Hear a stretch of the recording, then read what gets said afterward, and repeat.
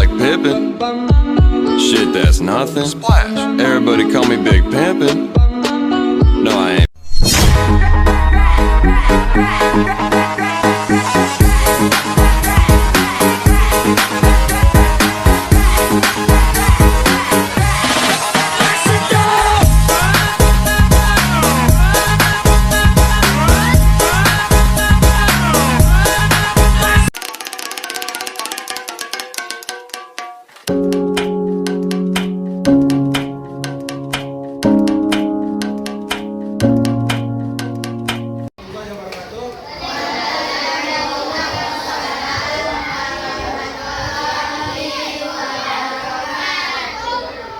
Menjelang siang adik-adik semua.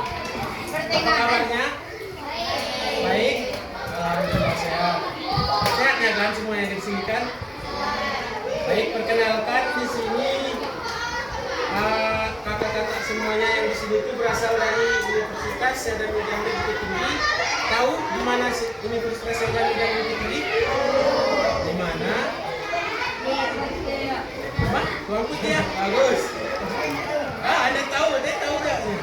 Nah, tujuan kakak-kakak di sini tadi itu semuanya untuk melaksanakan sebuah kegiatan yang namanya kegiatan pengenalan profesi. Nah, kakak-kakak semua ini berasal dari jurusan bimbingan konseling atau BK. Tahu BK? Ada yang tahu BK di sini? Belum ada yang tahu BK di sini? Belum. Nah, nanti saya akan jelaskan kakak ini apa itu BK. Nah, sebelumnya mari kita perkenalan dulu. Di sini kenalkan nama kakak Yusuf Dewi, asal Mandailing Natal, Sumatera Utara. Nah, yang di samping kakak ini adalah Paradis Nur Hakim Mafat yang berasal dari Damasraya. Ada yang tahu Damasraya di mana? Ya, saya bilang di Utara. Nah, di samping kakak ini ada Miftahur Rahmi. Nah, asal lahirnya Pekanbaru. Ada yang pernah dengar Pekanbaru? Ada. Nah, di samping kita ini abang kita yang ganteng ini. Nah, namanya Hidayatul Zaki. Berasal dari Candong. Tahu Candong? Bagus. Nah, dan kakak kita yang jadi kameramen itu paling lucu.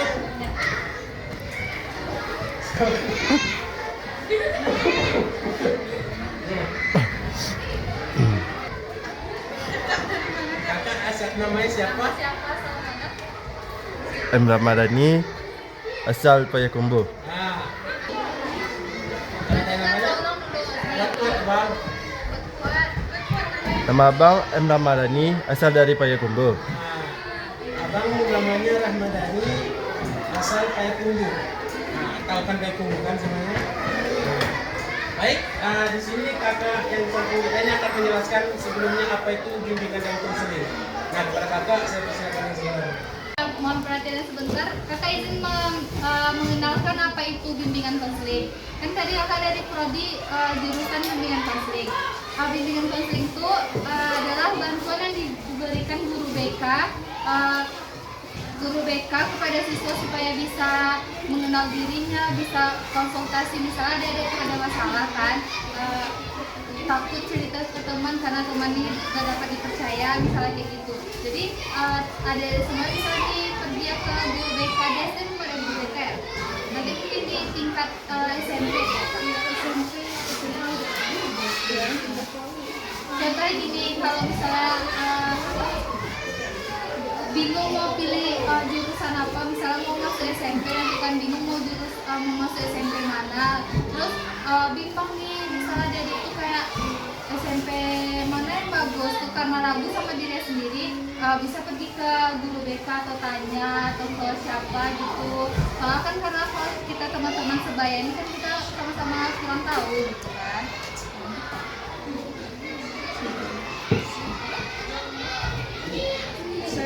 Saya akan menjelaskan tujuan untuk bimbingan konseling itu untuk membagi keceriaan kita kepada guru, bisa bagi curhatan untuk masalah diri kita sendiri, bisa kepada guru itu, dan tahu cara menghadapi masalah selanjutnya. Kan kita belum tahu masalah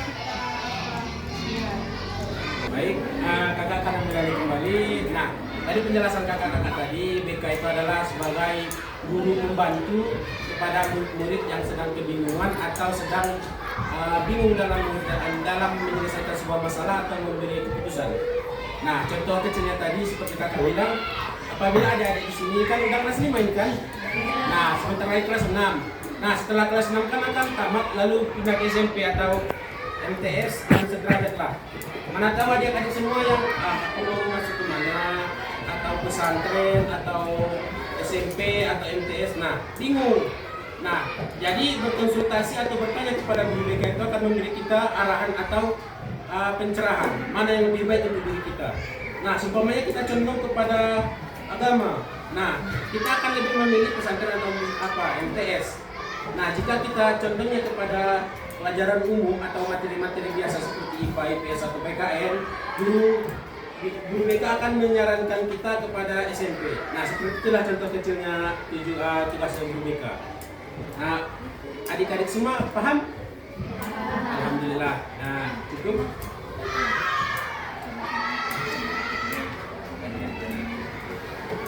Nah, baik, di sini sebelumnya kakak akan memperkenalkan tadi itu pengenalan profesi.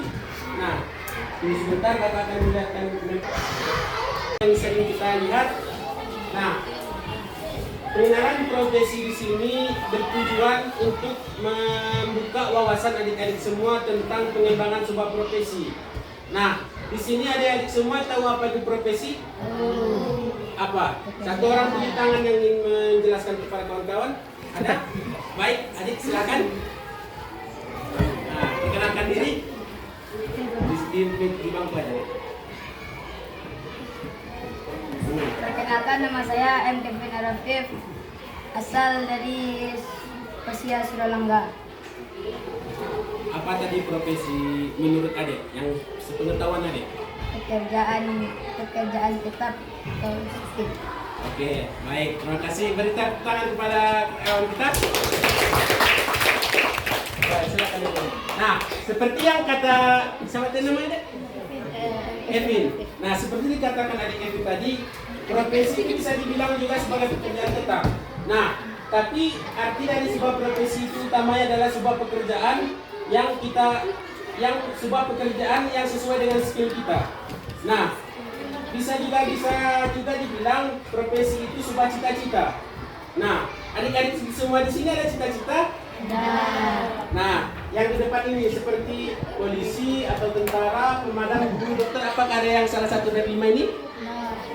Ada? Tunjuk tangan kalau yang ada. Tanya Bang. Oke. Di sini sebelumnya ada yang mau jadi guru? Tidak ada? Tidak ada yang di sini yang mau jadi guru? Tidak. Polisi? Oh, ada.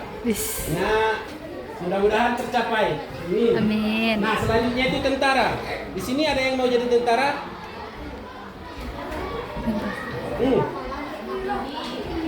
Ini biar nampak. Satu, lumayan juga.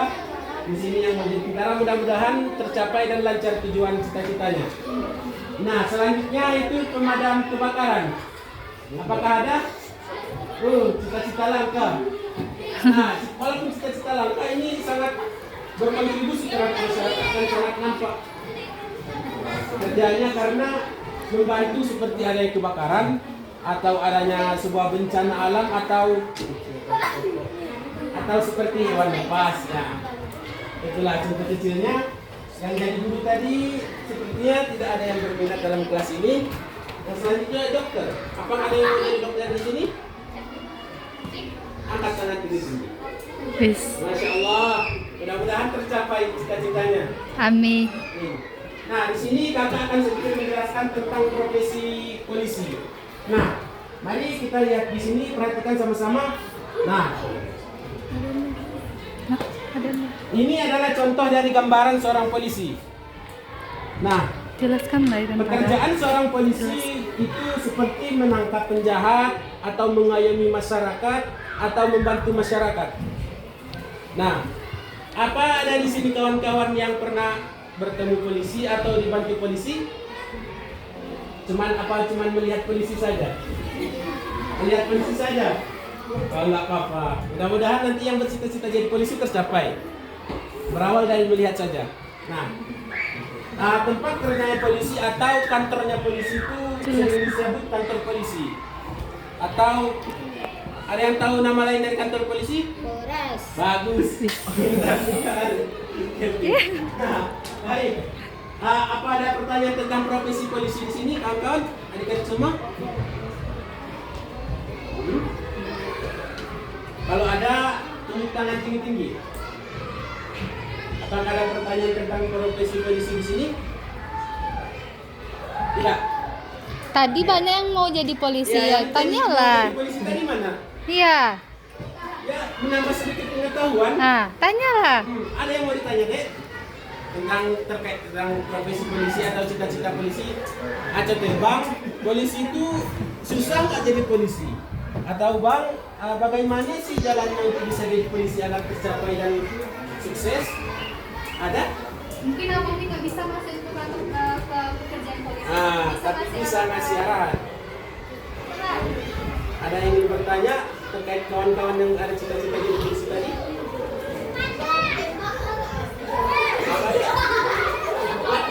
Kuat.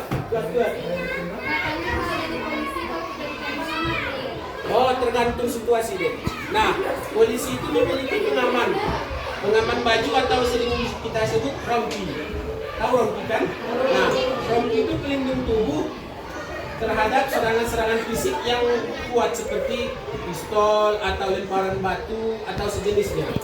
Itulah kegunaan rompi. Jadi bisa dibilang polisi itu bukan kebal, tapi ada antisipasi dalam melaksanakan tugas agar tidak terluka.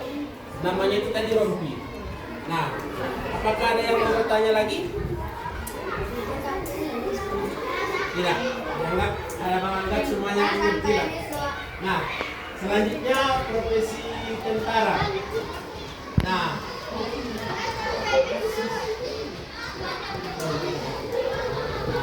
baik, di sini selanjutnya adalah tentara. Ada tahu tentara? Nama lain tentara di negara kita ini apa? Kepanjangannya? Nah, tujuan atau pekerjaan dari tentara itu sendiri adalah melindungi negara atau menjaga kedaulatan sebuah negara. Tapi cita-cita apa tadi? Bagus. Lanjut, ini lagi.